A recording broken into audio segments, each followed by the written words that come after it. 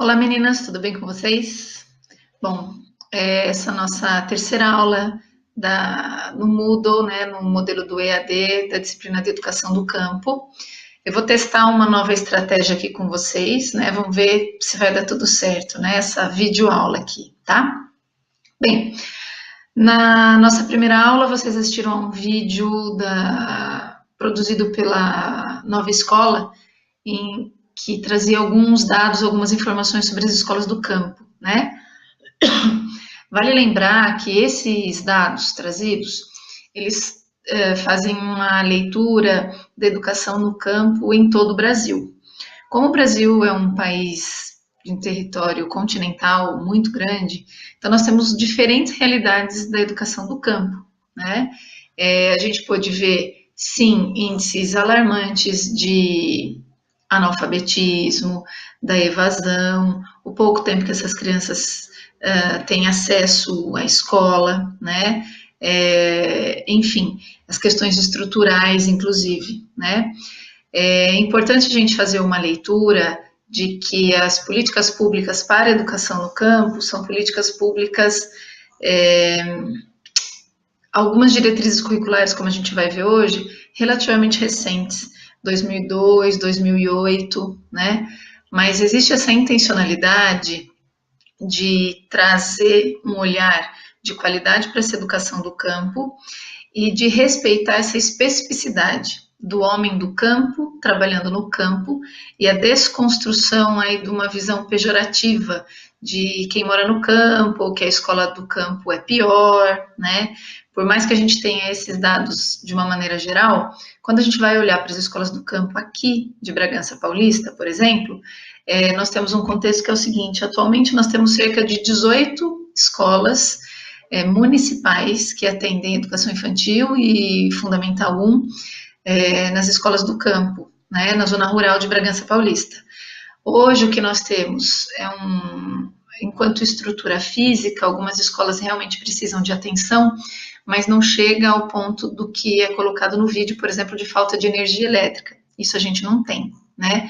Mas em relação à falta de espaço para biblioteca, laboratório, enfim, isso acaba sendo uma realidade da nossa região também, tá? Outro aspecto em relação, por exemplo, a currículo, alimentação, recebimento de material, orientação e até mesmo o repasse de verba, no contexto aqui em Bragança Paulista, nós temos muito equilibrado, é igual entre zona rural e zona urbana, tá? O que a gente destaca aqui é a especificidade desse homem no campo. Então, é um pouco disso que a gente vai conversar. Aqueles dados são realmente assustadores, a gente tem que prestar muita atenção nesse contexto das escolas do campo, né? E enquanto professoras, estarmos preparados para atuar nesse espaço e também para a gente poder cobrar as políticas públicas específicas para a valorização da escola do campo, certo? Na nossa segunda aula, vocês viram aí alguns slides com informações do censo de 2006, que é o último censo realizado no Brasil, que conseguiu, o último censo rural realizado no Brasil, que conseguiu nos dar um panorama, tanto da agricultura familiar como do agronegócios, que são os dois grandes braços econômicos da atividade econômica que acontece no campo, né? Nesse contexto socioeconômico, a gente pode observar a grande discrepância que existe, né?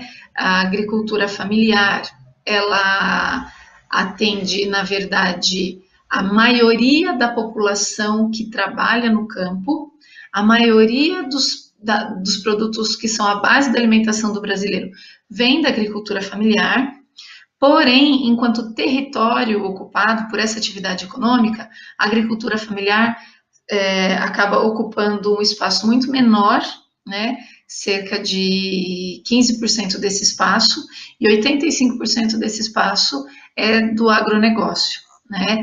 Que acaba empregando muito menos gente e tem uma atividade de monocultura, que a maior parte do que é produzido vai para exportação, e não necessariamente para a mesa da alimentação do brasileiro, né? Então, a nossa segurança alimentar depende das famílias que atuam com a atividade da agricultura familiar, né? E os alunos que estão nas escolas do campo, proveniente dessas famílias, a sua maioria também vem desse perfil da agricultura familiar, né? Aqui em Bragança Paulista, por estarmos muito próximos também à capital, enfim, o contexto da nossa, o contexto socioeconômico do homem do campo aqui na região Bragantina é um contexto que, além de trabalhar a produção agrícola e pecuária, nós também temos um perfil de muitas pessoas que ou atuam como caseiros em chácaras e sítios, né? E também temos algumas pessoas que hoje optam por morar na zona rural, mas têm uma vida urbana. Vem trabalhar para a cidade, tem um contexto todo urbano para a aquisição de recursos financeiros, né? Então, a gente também tem que fazer essa leitura do contexto. Nós temos aqui em Bragança, sim, a grande maioria de filhos de produtores de agricultura familiar, mas um grande número também de pessoas que vêm trabalhar na zona urbana e nem sequer tem uma horta ou uma pequena produção na sua casa, né? Então, esse é o contexto do que temos, né? Na sequência, eu vou apresentar para vocês um vídeo, um mapa de Bragança Paulista, para a gente perceber de todo o território da cidade de Bragança, a área urbana ela é relativamente pequena se comparada com a área rural da nossa cidade, né?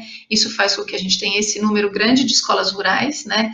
Nós já tivemos cerca de 24 escolas, atualmente nós estamos com 18 ou 19, né? Esse número às vezes é um pouco flutuante por conta de demanda de alunos em alguns bairros, enfim, né? Mas logo depois da gente analisar esse mapa de Bragança, a gente também vai conhecer duas importantes diretrizes curriculares, né, lançadas pelo governo federal, que vêm aí regulamentar e orientar Estado, município, para a melhoria na qualidade da educação. Algumas garantias que precisam haver, tanto curriculares como estruturais, né, para o funcionamento das escolas do campo, garantindo a melhor qualidade para essas crianças, tá bom? Então, vamos continuar aqui na sequência.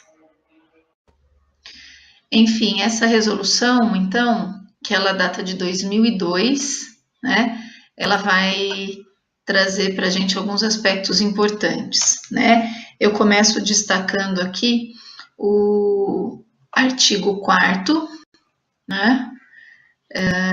No artigo 4º, então, ele coloca: o projeto institucional das escolas do campo, expressão do trabalho compartilhado de todos os setores comprometidos com a universalização da educação escolar com qualidade social, constituir-se-á num espaço público de investigação e articulação das experiências e estudos direcionados para o mundo do trabalho, bem como o desenvolvimento social, economicamente justo, ecologicamente sustentável. Então, as escolas do campo têm alguns princípios, enquanto projeto institucional, voltados para a articulação das experiências, né? A construção do conhecimento dos alunos com base no mundo do trabalho, no desenvolvimento social. Esse desenvolvimento social, tanto economicamente justo, como ecologicamente sustentável, né?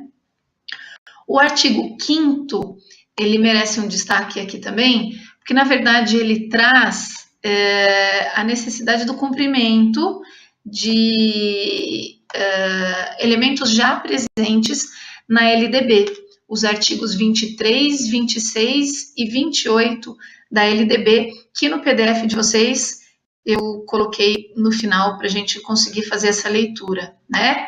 Então, o que ele destaca aí do artigo 23? Que a educação básica ela pode se organizar tanto em séries anuais, como períodos semestrais, ciclos, alternância regular de estudos, grupos não seriados, enfim, com base na idade, na competência e em outros critérios. Então, aqui ele coloca a possibilidade das salas multisseriadas, né? Ele coloca aqui a possibilidade também da alternância regular de estudos, Principalmente, gente, alguns cursos técnicos e até mesmo a graduação oferecida para pessoas que vivem no campo, algumas universidades trabalham com estratégias assim, durante 4 meses, esses alunos eles ficam em regime de me fugiu o nome agora, mas eles ficam na faculdade assim em tempo integral, né? Eles estudam durante 4 meses, todos os dias, o dia inteiro, e aí depois, quando eles voltam para casa, eles podem ficar o resto do ano em casa.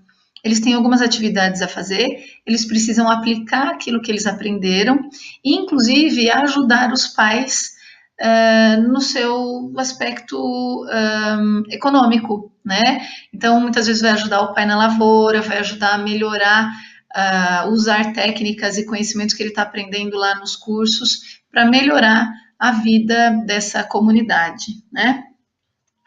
O artigo 26, ele vem indicar que os currículos, tanto no ensino fundamental e médio, eles devem atender, devem acompanhar a Base Nacional Comum, mas ser complementada por uma parte diversificada que vai trazer as características regionais, locais, tanto da cultura como da economia dessa clientela, tá? Então, aqui, os aspectos que caracterizam esse homem do campo, no campo, essa valorização da atividade desse homem, desse homem, né? Dessas famílias e dessa cultura do campo. Porque, infelizmente, a gente tem um cenário em que, num determinado momento do desenvolvimento da economia no Brasil, houve uma explosão de necessidade de pessoas vindo para a área urbana, então a gente sofreu um problema do êxodo rural, uma desvalorização do homem do campo, né, como se só a cidade que fosse desenvolvida, viver na cidade é que era muito bom, trabalhar nas fábricas é que era um excelente negócio, então parece que o futuro das famílias era sair do campo e vir para a cidade. Só fica no campo quem não tinha alternativa mesmo, né? E infelizmente a gente passou por isso. Isso foi uma cultura que se prorrogou durante algum tempo.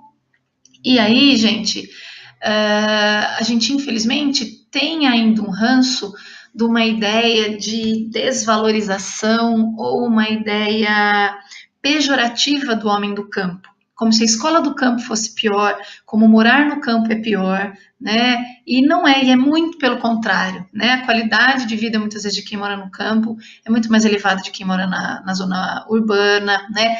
Há muitas escolas do campo, hoje em Bragança Paulista, a qualidade é equivalente, né? Das escolas, enfim. Então, o que é que a gente precisa fazer? Construir uma escola do campo que valorize o homem do campo no campo, tanto a sua cultura, como também a importância da sua atividade econômica, como a gente pode ver na aula passada, né? Da agricultura familiar, que a base de 70% dos alimentos que garantem a segurança alimentar de nós brasileiros vem da agricultura familiar, dessas pessoas que vivem no campo. Então, essa atividade econômica e essa cultura tem que ser muito valorizada, né? E a escola e o seu currículo precisa se adequar para trazer, na hora do desenvolvimento das atividades, o contexto social real dessas crianças do campo e a valorização dessas culturas, né? O artigo 28 vai falar da flexibilidade dessa oferta da educação básica para a população rural. Os sistemas de ensino, elas vão poder ter adaptações necessárias à sua adequação e às peculiaridades da vida rural em cada região, né?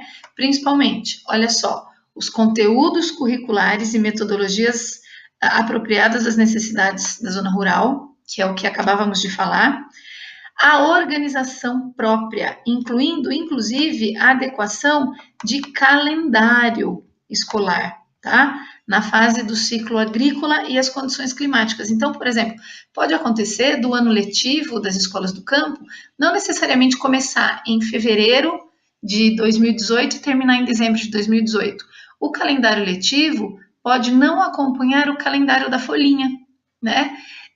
Então, por exemplo, tem uma época de colheita que é muito específica no mês de setembro, por exemplo. Então, esses alunos, eles podem organizar, a escola pode organizar o seu calendário de forma que as férias desses alunos estejam nesse período, onde essa família precisa dessa criança, ou essa família, ou essa comunidade, de uma maneira geral, tem toda a sua atividade voltada para a colheita ou para a plantação, por exemplo, ou até mesmo por conta de condições climáticas, tá? E em terceiro lugar, a adequação à natureza do trabalho da zona rural. Então, essas especificidades, elas já vinham sendo garantidas desde a LDB, em 1996, e essa diretriz curricular de 2012 reforça, porque muito disso tinha sido esquecido ou não estava mais sendo garantido, né? Na sequência, eu destaco com vocês no artigo 7º, né? É de responsabilidade dos respectivos sistemas de ensino, através dos seus órgãos normativos, regulamentar as estratégias específicas de atendimento escolar no campo e a flexibilização desse calendário escolar, né, salvaguardando nos diversos espaços pedagógicos e tempos de aprendizagem os princípios da política de igualdade, né? Então, só reforçando aquilo que a LDB já trazia, que o ano letivo pode ser estruturado, então, independente do ano civil, né? O artigo 8º também coloca da necessidade da estruturação de parcerias, visando esse desenvolvimento das experiências de escolarização básica da educação profissional, sem prejuízo das exigências que poderão ser acrescidas pelos respectivos sistemas de ensino, né?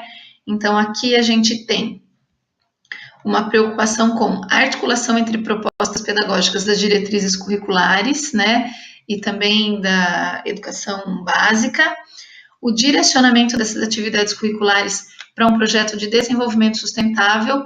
Então, a preservação ambiental acaba sendo um eixo central da atividade na escola do campo, né, até por conta desse contato direto que eles têm com os elementos naturais, enfim, e os impactos tanto que eles podem causar como que eles podem sofrer, né? E essa avaliação institucional da proposta com seus impactos sobre a vida individual e coletiva, né? E esse controle, o último item aqui, controle social da qualidade da educação escolar mediante a efetiva participação da comunidade no campo. Então, uma realidade que a gente tem na escola do campo é uma comunidade, na maioria das escolas, né, uma comunidade bastante ativa, bastante participativa. Inclusive, um dos documentos que a gente vai se pautar nas nossas próximas aulas é um documento também oficial do MEC, que ele vem falar sobre as escolas do campo e os conselhos escolares. A importância da valorização e estruturação dos conselhos escolares nas escolas do campo, né? Essa participação, esse exercício da democracia, né? Essa questão muito ativa, né? Bem, o artigo 9º também fala que das demandas provenientes dos movimentos sociais poderão subsidiar os componentes estruturantes das políticas educacionais. Mas, na sequência dessa nossa disciplina, nós vamos estudar um pouco sobre o MST, o Movimento Sem Terra, né? Então, é um movimento social que luta pelos direitos desses grupos de famílias da agricultura familiar, enfim, fazendo frente aos agronegócios, né? E a gente vai perceber que existe uma proposta curricular muito específica dentro dos movimentos sociais. Então, isso é autorizado, isso é respeitado enquanto diretriz curricular, certo? Depois a gente vai para o artigo 12, que o artigo 12, ele vai falar da formação dos professores, né? Então, ele vem falar da formação desses professores em nível superior para a educação básica, que exista uma qualificação mínima, né, para a realização, para a atuação desses professores nas escolas do campo. Então, é isso que nós temos, por exemplo, com essa disciplina de educação do campo que é oferecido para vocês aqui na FESB, né? Os professores que já passaram pela formação inicial e não tiveram esse tipo de orientação, os sistemas precisam oferecer formação continuada para esses profissionais, tá? Artigo 13. Os sistemas de ensino, além dos princípios e diretrizes que orientam a educação básica, observarão nessa normatização complementar da formação dos professores para o exercício das escolas do campo. Então, era o que o artigo 12 já trazia e o artigo 13 complementa, né? Que essa formação continuada dos professores e essa atuação curricular, ela precisa respeitar tanto desenvolver estudos a respeito da diversidade e do efetivo protagonismo dessas crianças e jovens e adultos no campo, né? Nesse viés tanto individual e coletivo. Então, a luta do homem do campo também aqui é muito valorizada, né? E aqui também ele destaca que essas propostas pedagógicas devem valorizar nessa organização de ensino a diversidade cultural, os processos de interação e formação do campo, a gestão democrática, o acesso ao avanço tecnológico e científico, enfim, essa questão da formação de sociedades colaborativas e democráticas, né? Então, esse viés, uma perspectiva curricular crítica, né, do despertar desse olhar crítico, o homem do campo e a luta pelos seus direitos e a sua valorização do homem do campo no campo é para ser uma das vertentes curriculares da atuação como professores e como estruturação curricular da educação do campo, tá? No que se refere também aqui, agora falando ao financiamento, né? Então, as escolas do campo recebem também as verbas, muito semelhante ao que acontece na zona urbana, né?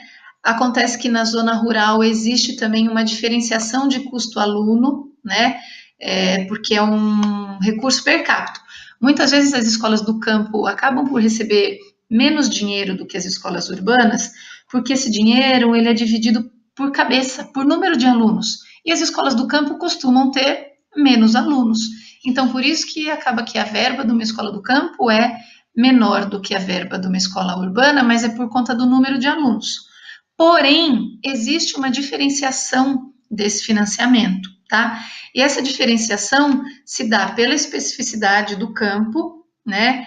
Inclusive por conta do deslocamento, da questão do transporte e deslocamento desses alunos.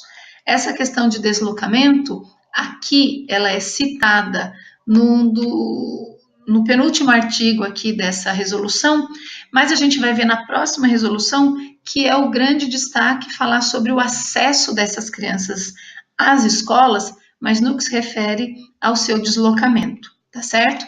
Então, agora a gente vai partir para a próxima resolução. Bom, dando sequência aqui, então, agora a gente tem a resolução de 2008. E essa resolução, ela estabelece diretrizes complementares. Então, ela vai complementar a resolução que a gente acabou de ver, que é de 2002, também voltada aí para a educação básica do campo, tá? Bom, eu destaco aqui para vocês já esse primeiro artigo, que ele vai falar sobre o acesso. A educação do campo compreende a educação básica em suas etapas de infantil, fundamental, médio, profissional técnica e nível médio integrado, certo? Destina-se ao atendimento das populações rurais nas mais variadas formas de produção da vida. Agricultores familiares, extrativistas, pescadores, artesanais, ribeirinhos, assentados e acampados da reforma agrária, quilombolas, caiçaras, indígenas, entre outros. Vejam que aqui tem uma preocupação nesse artigo de ampliar o que a gente está entendendo sobre população rural, né? Então, aqui amplia-se também esse olhar para considerar os pescadores, os ribeirinhos, os quilombolas, os caiçaras, os assentados, né? Então, houve essa preocupação de ampliar, deixar muito claro esse olhar dessa complexidade que se caracteriza o campo, né, no Brasil. Destaco aqui o parágrafo 5º desse primeiro artigo, que ele vai falar o seguinte, ó, parágrafo 5º, os sistemas de ensino adotarão providências para que as crianças e os jovens portadores de necessidades especiais, objeto da modalidade de educação especial, residente no campo, também tenham acesso à educação básica, preferencialmente em escolas comuns da rede regular, né? Então, na diretriz de 2002 não trazia nada em relação ao acesso desses jovens e dessas crianças, né, relativos à inclusão, e aqui ele garante esse direito também, né. No artigo 3º, ele vai falar um pouquinho sobre o artigo 3º, que é a educação infantil e os anos... mais para baixo um pouquinho. A educação infantil e os anos iniciais do ensino fundamental serão sempre oferecidos nas comunidades rurais, evitando-se o processo de nucleação e de deslocamento dessas crianças.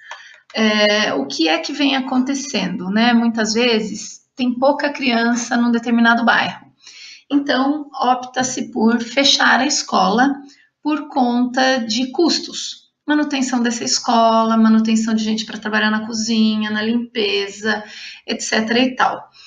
E aí, muitas vezes, essas escolas são fechadas e essas crianças é oferecido transporte para que elas venham estudar na cidade, né? E isso deve ser evitado. Tanto estudar na cidade, como muitas vezes eles fazem núcleos na própria zona rural, né? Então, por exemplo, aqui em Bragança a gente tem, vou dar um exemplo, né?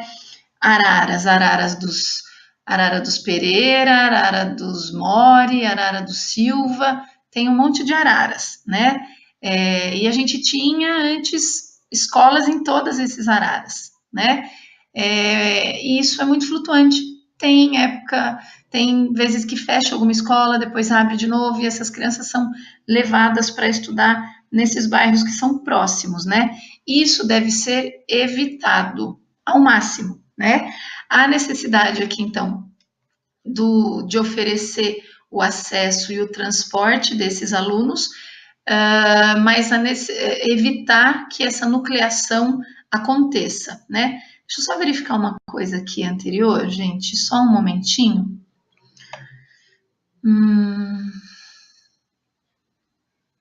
Isso, tá. Eu queria destacar aqui também, que eu esqueci, na verdade, em relação à educação de jovens e adultos. Nós vimos no dado da nossa primeira aula, naquele videozinho, que o índice de analfabetismo é extremamente elevado entre as pessoas do campo, né?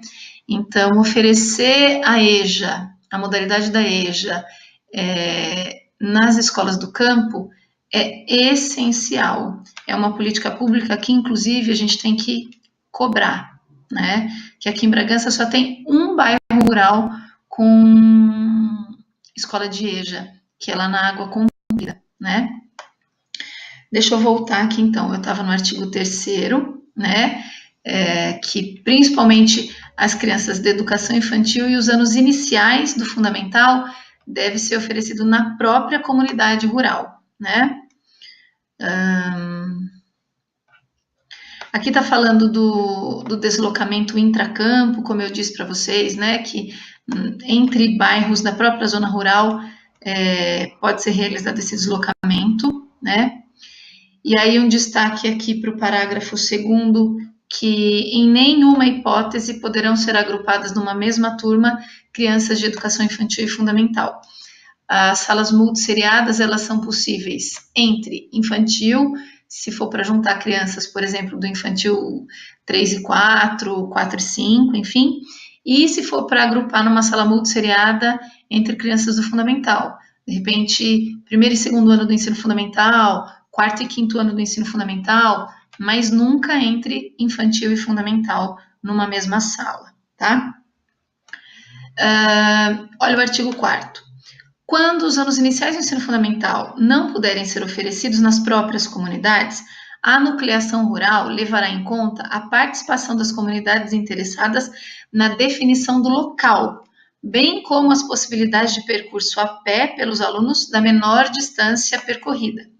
Então, para decidir que essa escola vai fechar e os alunos deste bairro, desta comunidade, vão ter que frequentar uma outra escola, a comunidade deve participar dessa decisão. A comunidade tem que ser consultada e considerada a sua opinião nesse sentido, né? E olha o parágrafo único. Quando se fizer necessária a adoção de transporte escolar, deve ser considerado o menor tempo possível do percurso residência-escola, na garantia do transporte das crianças do campo para o campo, né? Então, a diretriz de 2002 já estava trazendo para nós essa garantia do transporte das crianças no campo, né? Então, antigamente, o que a gente tinha? Antigamente, inclusive quando eu era professora, né, até que eu atuei até 2005 na escola do campo, nós tínhamos que entregar vale transporte para as crianças e essas crianças, então elas tinham gratuitamente recebendo vale transporte, só que elas dependiam da rede, da malha dos ônibus da Nossa Senhora de Fátima, dos horários, de onde esses ônibus passavam, enfim. Então, eles dependiam ainda da rota do ônibus normal. A partir, acredito que de 2000 puxa vida, a legislação falava que era a partir de 2002, mas a coisa foi um pouco lenta, né? Quando o governo municipal recebeu verba para adquirir ônibus e transporte específico para as escolas do campo, então existem alguns ônibus que eles vão pegar as crianças ou na porta de casa ou muito próximo às suas casas e levam para a escola. Não é ônibus de linha, é um ônibus que faz especificamente o transporte das crianças. Então, o horário é um horário adequado para a entrada e saída dessas crianças e também as crianças elas têm que caminhar o mínimo possível. Esse transporte, se não passa na porta, passa muito próximo à casa dessas crianças, né? Então, isso é um diferencial que garantiu, diminuiu muito a evasão das crianças, né? E garantiu, então, uma qualidade de acesso melhor. Em contrapartida, sabe uma coisa que acabou acontecendo? A presença dos pais, que era muito grande, muito viva dentro da escola, ela acabou diminuindo um pouco, porque esses pais, então, as crianças vão de transporte, não são mais os pais que levam essas crianças para a escola, né? Então, isso tem um ponto positivo, mas teve um ponto de fragilidade aí, né? Em geral, o restante dessa resolução, ela vai tratar realmente do transporte das crianças, desse deslocamento, das distâncias, né? Mais uma vez, ele vai reforçar a questão da EJA também, né? Então, assim, olha aqui mais uma vez que a oferta da EJA tem que ser considerada com a menor distância possível, preservando o princípio do intracampo, né? Campo e campo em bairros rurais mais distintos, né? Enfim, vai falar do transporte escolar. Então, assim, a gente vê que a partir dessa resolução de 2008 é que toma corpo realmente essa obrigatoriedade, é que é regulamentada essa questão do transporte dos alunos, que foi uma estratégia extremamente necessária, é importante e que vem influenciando na diminuição da evasão e melhorando o acesso dessas crianças, porque muitas crianças tinham que andar muito tempo, demoravam muito para chegar na escola, então agora a gente tem esse critério que ajuda bastante. Tá bom, pessoal?